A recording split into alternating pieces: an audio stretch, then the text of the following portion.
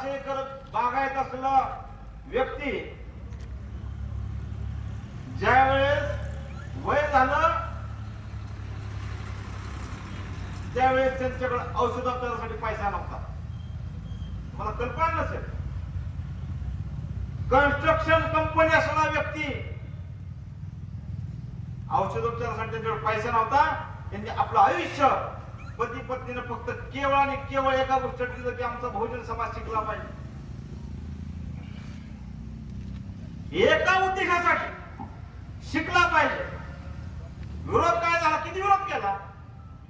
विरोध केला, शेण टाकलं, दगड मारली